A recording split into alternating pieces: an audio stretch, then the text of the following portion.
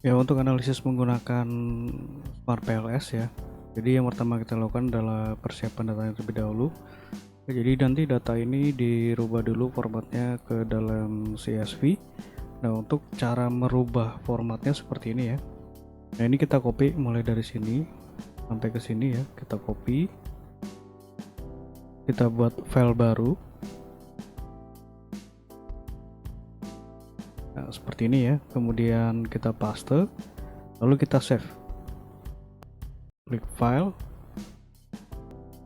kemudian save as. Nah, untuk nama kita bisa tulis di sini sebagai CSV, kemudian save as type. Nah, kita ganti ke ini ya, ke CSV UTF-8. Seperti ini, kemudian ini bisa kita save karena saya sudah buat, nanti kita gunakan file CSV yang ini saja. Ya, seperti itu untuk cara membuat file CSV-nya.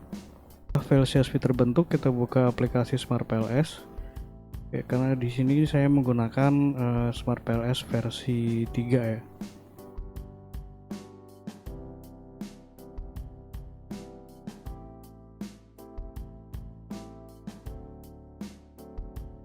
Nah, akan muncul tampilan seperti ini.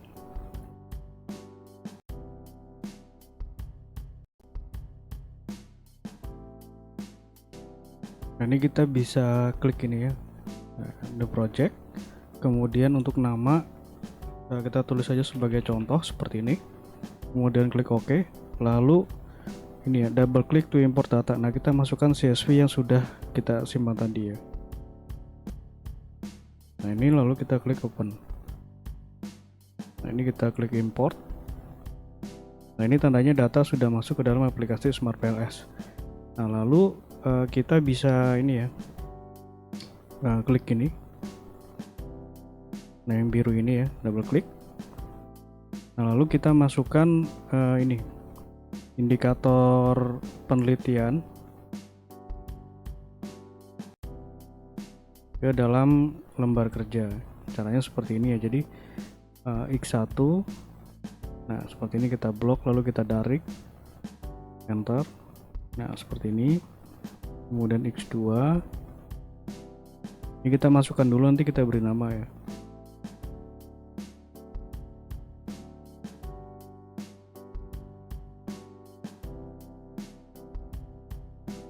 Nah, seperti ini ya, kita susun.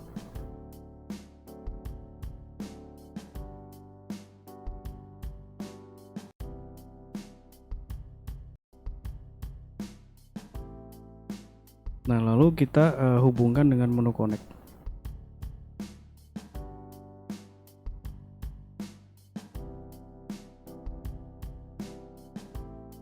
Oke. Nah, setelah seperti ini kita beri nama.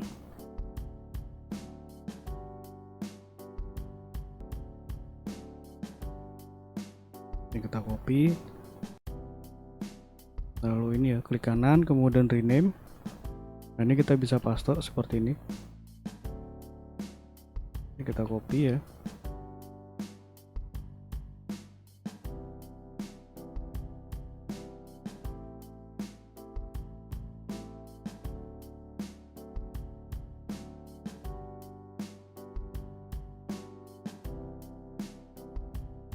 Nah, seperti ini. Lalu bisa kita klik save. Nah, kemudian ini bisa kita analisis. Jadi yang pertama kita analisis adalah PLS algorithm. Jadi PLS algorithm itu menguji outer dan inner model. Nah, untuk gambar ini ya, ini bisa kita export ya, seperti ini, export image. Nanti tinggal dipaste di sini. Ini sama untuk semua hasil pengujian. Nah, untuk pengujian PLS algorithm caranya seperti ini. Kita klik calculate, kemudian PLS algorithm, lalu start calculation. Ya, seperti ini ya. Jadi yang pertama kita lihat dari pengujian PLS algorithm ini adalah nilai loadingnya. Nah, untuk nilai loading kita lihat di sini ya. Nah, ini outer loading. Nah, untuk outer loading ini nilainya harus di atas 0,70.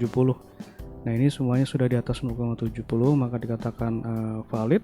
Nah, kemudian untuk nilai AVE, jadi AVE ini adalah untuk menguji validitas dari variabel laten ya.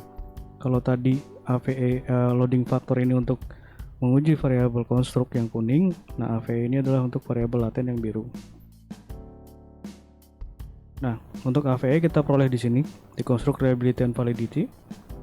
Nah, ini adalah nilai AVE-nya ya. Ini. Jadi AVE ini harus di atas 0,5. Ini semuanya sudah di atas 0,5 ya. Jadi dinyatakan valid.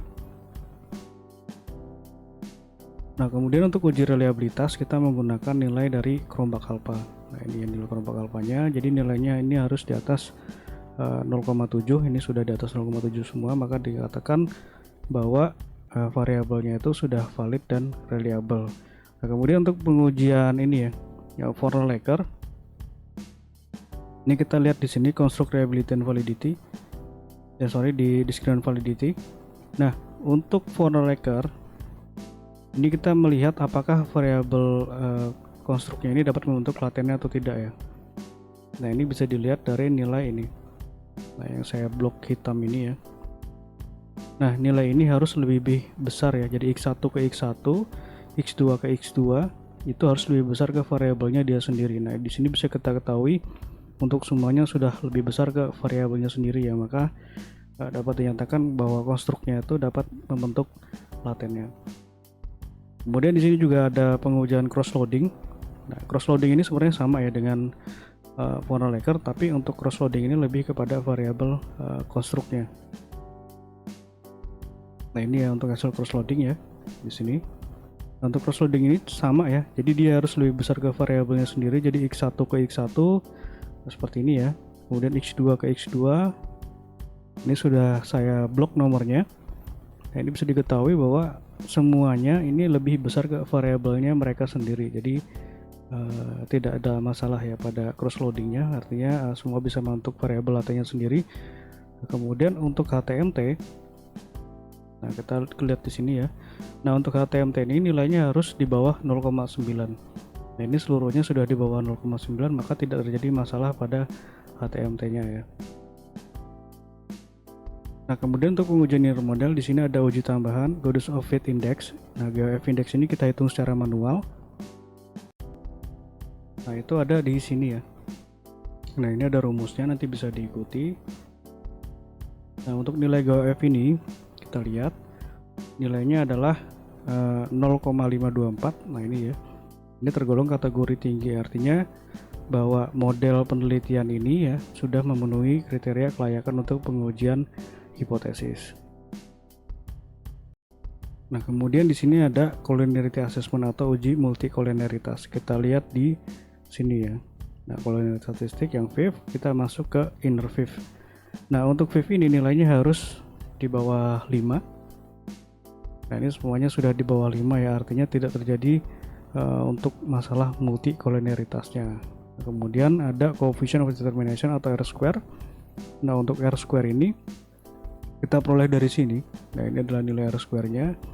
Jadi R-square ini menyatakan besaran hubungan antara variabel independen terhadap dependen secara simultan atau secara bersama-sama. Nah, kita bisa lihat ya di sini. Jadi untuk nilai R-square variabel Z itu adalah 0,372, artinya adalah variabel X1 dan X2 mempengaruhi sebesar 37,2%, dan sisanya oleh variabel lain di luar dari model penelitian ini. Kemudian untuk kinerja pegawai nilainya adalah 0,539 atau 53,9%. Jadi variabel X1, X2 dan Z itu mempengaruhi sebesar 53,9%. Kemudian ada predictive relevance atau Q-quadrat, nanti kita lakukan. Kita lompat ke sini dulu ya. Effect size, jadi effect size ini sama ya dengan R, tapi effect size ini secara parsial. Jadi pengaruh variabel X1 ke Y, X2 ke Y, X1 ke Z, X2 ke Z, dan seterusnya seperti itu. Nanti di sini ada nilainya. Kemudian dari nilai ini nanti kita lihat di sini untuk kriteria keterangan efeknya ya atau pengaruhnya. Nah, dari sini juga bisa ditentukan variabel mana yang memiliki pengaruh terbesar. Nah, untuk pengujian Q-quadrat ya. Oh ya, sebelumnya untuk hasil analisis ini ya, hasil analisis PLS ini bisa kita save. Nah, untuk cara nge-save-nya tinggal ini, klik export to Excel. Lalu klik export. Nah, ini kita bisa save di mana yang kita inginkan ya. Nah, kalau saya seperti ini sudah di save berdasarkan foldernya. Nah, nanti tinggal di save saja seperti itu. Dan ini berlaku untuk semua pengujian, caranya sama. Nah, untuk pengujian Q kuadrat kita ke sini ya. Nah, kita kembali lagi ke modelnya. Caranya klik calculate, kemudian pilih menu blindfolding, lalu start calculation. Nah, ini adalah nilai dari Q kuadratnya. Jadi Q kuadrat ini menunjukkan adalah keakuratan ya. Jadi ketika modelnya ini dilakukan penelitian ulang dengan responden dan variabel yang sama, maka bisa dilihat ya apakah keakuratannya itu rendah, sedang atau tinggi. Nah, di sini kita ketahui jadi untuk variabel X1 nilainya adalah 0,303.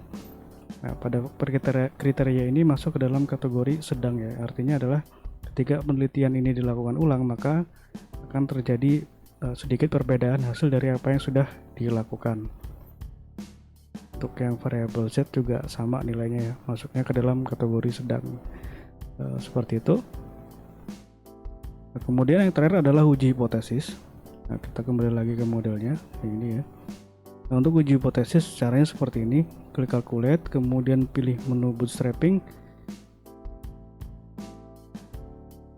Ini bootstrapping, lalu start calculation.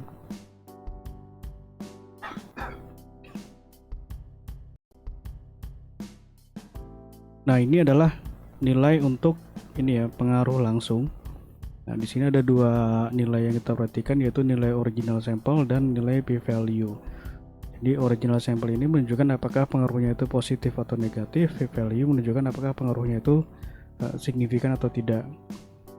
Nah, di sini kita bisa lihat ya bahwa seluruh pengaruhnya ini adalah positif dan seluruh nilai p-value-nya ini lebih kecil dari 0,05.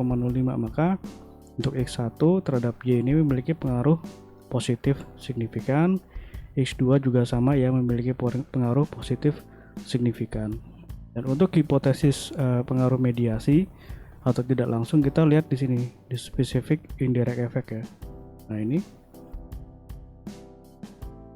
Nah, kita lihat untuk original sampel nilainya ini ya. Nah, ini seluruhnya bernilai positif dan p-value-nya semuanya di bawah 0,05.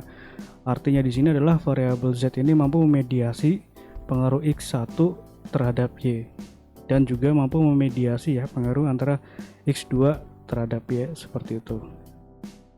Dan ini juga saya sudah buatkan lampiran sementara ya seperti ini untuk